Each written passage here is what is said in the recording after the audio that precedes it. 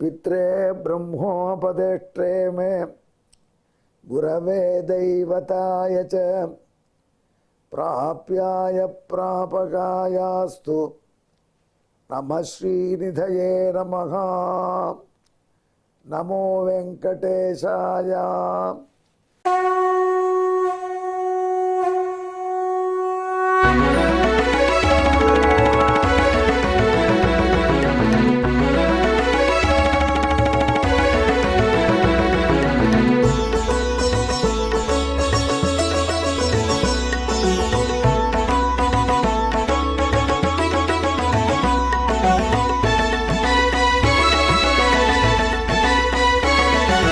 सहस्रनामं सहस्रनामं श्रीवेङ्कटेश सहस्रनामं सहस्रनामं सहस्रनामं श्रीवेङ्कटेश सहस्रनामम्।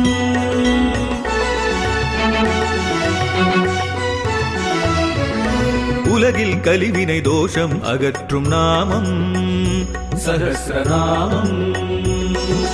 உயர்வுகளை வாழ்வில் அளிக்கும் நாமம் சஹஸ்ரநாமம். திருமலையில் தினம் அர்ச்சனை நடைபெறும் நாமம் சஹஸ்ரநாமம். திருவேங்கடனின் தரிசனம் காட்டும் நாமம் சஹஸ்ரநாமம். सहस्रनामं सहस्रनामं श्रीवेङ्कटेश सहस्रनामं सहस्रनामं सहस्रनामं श्रीवेङ्कटेश सहस्रनामम्। திருவேங்கடமுடையானுடைய திவ்ய சஹஸ்ரநாமத்தை எழுத்து எழுத்தாக சுவைத்து வரக்கூடிய அன்பர்களே, திருவேங்கடமுடையானின் பக்தர்களே, SVBC சேனல் நேயர்களே வணக்கம். இப்பொழுது நாம் இந்த 1000 திருநாமங்களிலே 319வது திருநாமத்தை சுவைக்கப் போகிறோம்.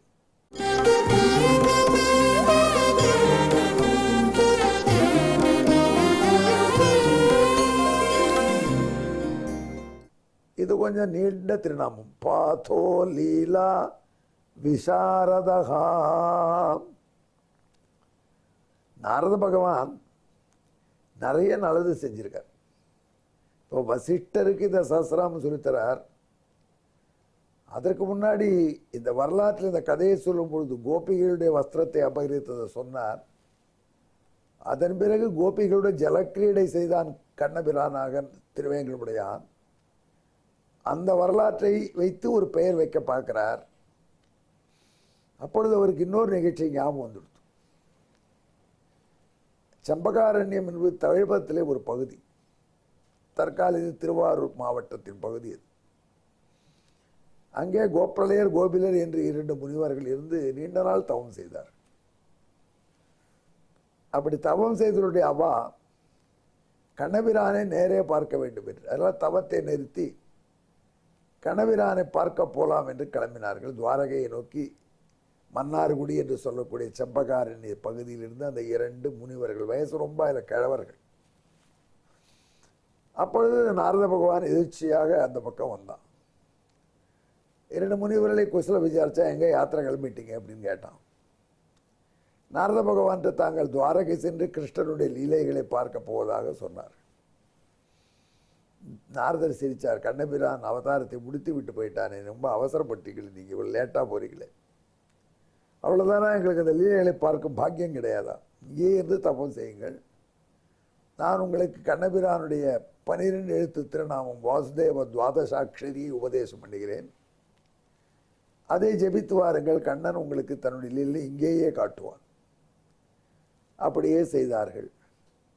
அவர்களுக்கு கண்ணபிரான் ராசக்கிரீடை என்று குறவை கூத்து முடிந்தவுடனே கோபிகளுடன் தான் யமுனையில் செய்த புனல் விளையாட்டு லீலையை காண்பிக்க தீர்மானித்தான். அதை மட்டும் நேர அப்படியே பார்க்க தத்ரூபமாக்குவதற்காக கண்ணபிரான் ஒரு புஷ்கரிணியை ஏற்பாடு செய்தான். கண்ணபிரானுடைய திருக்கோயில் ராஜமன்னார்குடியில் ராஜகோபால சுவாமி திருக்கோயில் 24 ஏக்கரில் அமைஞ்சிருக்கிறதா சொல்கிறாங்க. 24 ஏக்கர்ஸ் கோயிலுடைய ஏரியா. கோயிலுக்குள்ளேயே ஒரு பெரிய வீதி இருக்குது. அந்த வீதியே ரத வீதி, பெரிய சக்கரம், தேர் போகும் மரச்சக்கரமிட்டு. அது கண்ணபிரானுடைய பட்ட மகிழ்ச்சியான செம்பகலட்சுமி தாயாருக்கு தேர் படிதாண்டா பத்தினி கோயிலை விட்டு வரமாட்டாவோ, கோயிலுக்குள்ளே அவ்வளோ பெரிய வீதி. அப்படி அமைத்திருக்கான் எம்பெருமான் செம்பகாரண்ய க்ஷேத்திர கோயிலை. 24 ஏக்கர்ஸ்.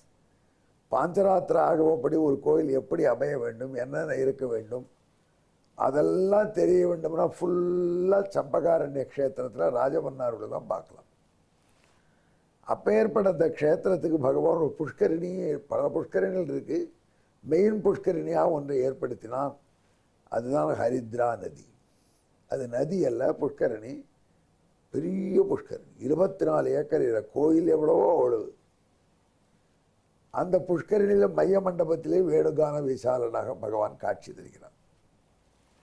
அந்த புஷ்கரணி இருக்கக்கூடிய அந்த மையப்பரப்பு மண்டபத்திலிருந்து கரைக்கு எவ்வளோ இருக்கும் அது 24 ஏக்கர்ஸ் நீள் அகலம் சதுரம் உள்ள ஒரு ஏரி புஷ்கரணியில் கரையிலிருந்து மைய மண்டபம் போகணும்னா அட்லீஸ்ட் 12 ஏக்கர்ஸ் வேண்டாம், நடுவில் ஒரு 2 ஏக்கர் விட்டு போட்டோம் அந்த மண்டபம். அட்லீஸ்ட் 10 ஏக்கர் அந்த ஏரியாவுக்கு உண்ட நீளத்தையோ அகலத்தையோ கடந்து தான் மைய மண்டபத்துக்கு போகணும். படகுல போய் தான் மைய மண்டபத்துக்கு பூஜை பண்ண முடியும். அந்த மைய மண்டபத்திலிருந்து கரை வரைக்கும் ஒருவர் நீச்சல் அடித்தா பெரிய ஆள், தாதா. அவர் ஸ்விம்மிங்கில் பெரிய ஆள்.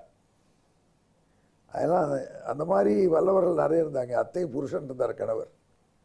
அவர் கரையிலிருந்து மைய மண்டபத்துக்கு நீச்சல் அடித்து அங்கே உட்காந்து கொஞ்ச நாள் ஆனந்தமாக ரிலாக்ஸ் பண்ணிவிட்டு மீண்டும் திரும்பி வருவார். அதனால தான் அவர் 90 வயசு வரைக்கும் நோ டிசீஸ், சுகர் கிடையாது, பிபி கிடையாது, ஆனந்தமாக வாழ்ந்தார். அவர் செய்த ஒரே எக்ஸசைஸ், மைய மண்டபத்துக்கு காலையில் ஸ்நானம் பண்ணுறச்சு ஒரு அடி அடிப்பார், ஸ்விம்மிங். மறுபடியும் அங்கேருந்து திரும்பி வருவார். எப்பேற்பட்ட எக்ஸசைஸ் தெரியுமா அது? இது அத்தனையும் கண்ணபிரான் செய்த அநாயசமாக கோபிகளோட அவரோட போட்டி போடுவானாம், யார் மைய மண்டபத்துக்கு முதல்ல போகிறது, மைய மண்டபத்துக்கு தான் யார் கரைக்கு முதல்ல போகிறது. இப்படி அந்த கோபிகளோட தான் புனல் விளையாட்டு விளையாடியதை கோபலராகிய 2 முனிவர்களுக்கும் கண்ணன் துவாரகையில் இருந்த கண்ணன் துவாரகையில் அவர் வராமல் தட்சிண துவாரகை என்கிற மன்னாருடைய காண்பிச்சான். அப்பேற்பட்ட அற்புதமான காட்சியை நாரதர் நினச்சி பார்க்குறார். புனல் விளையாட்டிலே எக்ஸ்பர்ட்டு. ஆகினால் ராமாவதாரத்திலையும் புனல் விளையாடி இருக்கான், சீதையோடு நீச்சல் அடிச்சிருக்கான் மந்தாகினியில். மந்தாகினி ஒன்றும் அகலம் ஜாஸ்தி கிடையாது, நானே பார்த்துருக்கேன். இப்போ கூட அகலமாகவா இருக்குது. அதில் கூட நடுவில் உள்ள பாறையை யார் முதல்ல தொட்டு விடுவது என்று சீதையை ராமனும் போட்டி போடுவாளாம். சீதை தான் ஜெயிப்பாளாம். அப்போது பரியாசம் பண்ணுவாளாம் லக்ஷ்மணன், நீங்களாம் ஆம்பளைகள்லாம் வேஸ்ட்டு, உங்கள் அண்ணன் எங்கே நீச்சல் அடிக்கிறார். அப்படியெல்லாம் அங்கே ஆனந்தமாக கழித்திருந்திருக்கிறார்கள் மந்தாகினி கரையில். மந்தாகினி நத்திங், ஹரித்ரா நதி ஜைஜாண்டிக். அப்படிப்பட்ட ஹரித்ரா நதியில் புனல் விளையாடி நீச்சலிலே வீரனாக திகழ்ந்த கண்ணபிரானுக்கு அந்த வரலாற்றை நினைத்து நாரத பகவான் பாதோலீல விசாரதன் என்ற திருநாமத்தை அமைக்கிறார். இன்றும் அந்த ஆனி மாதத்திலே பகவான் தெப்போத்சவம் காண்கிறான். மன்னாரில் போய் பார்க்கலாம் நீங்கள். அதுக்கு முன்னாடி பிரம்மோத்சவம், ஆனி மாத உற்சவம். அது ஹரித்ரா நதியே பிரதட்சணமாக ஒவ்வொரு வாகனத்திலையும் வருவான் பகவான். மன்னாருடைய சீரில் சிறப்பிலே அது ஒன்று.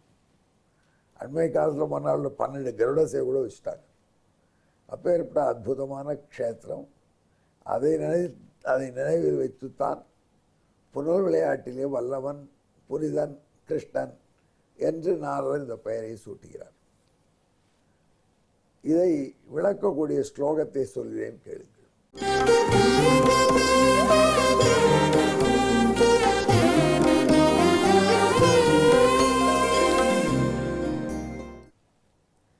ஹரித்ராயாம் சம்பகாரண்யே தீரதோ மத்திய மண்டபம் பாகுபியாமேஷ தரந்தத் பாதோலீல விசாரதா.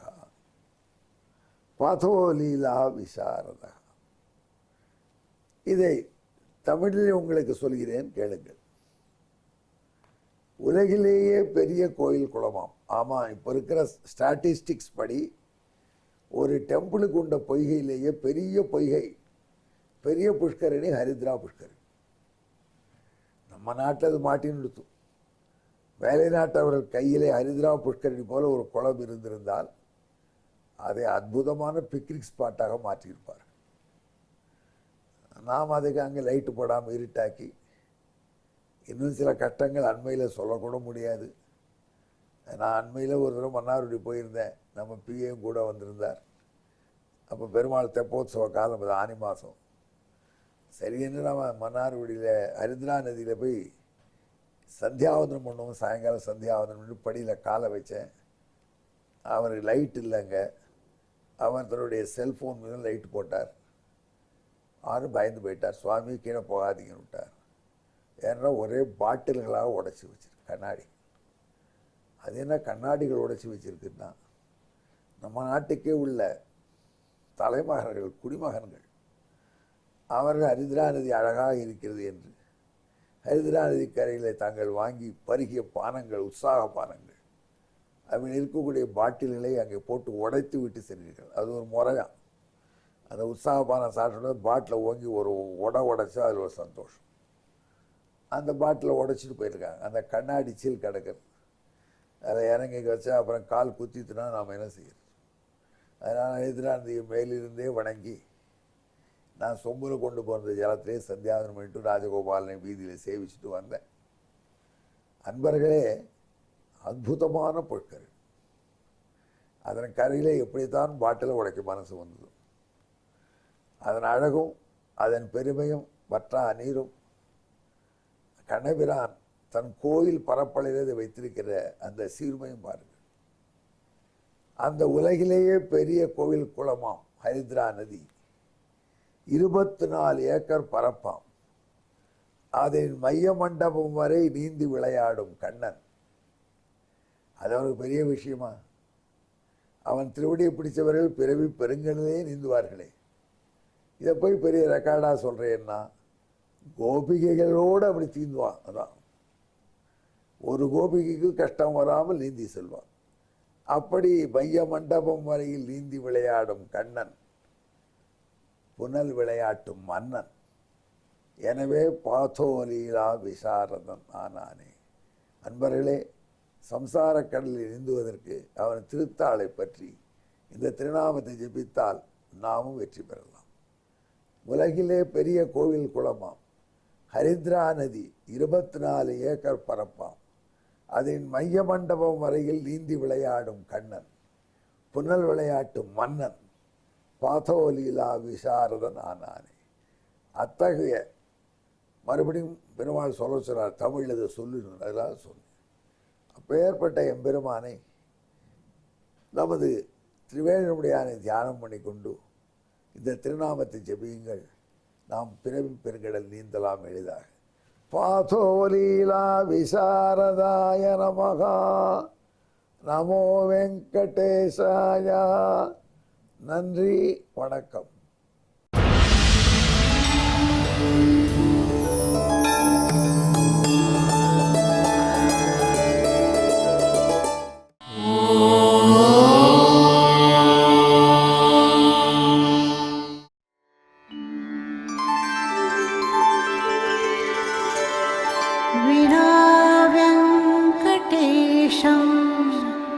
ननाथो ननाथः सदा वेङ्कटेशं स्मरामि स्मरामि.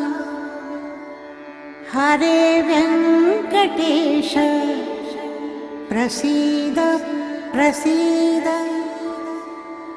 प्रियं वेङ्कटेश प्रयच्छ प्रयच्छ.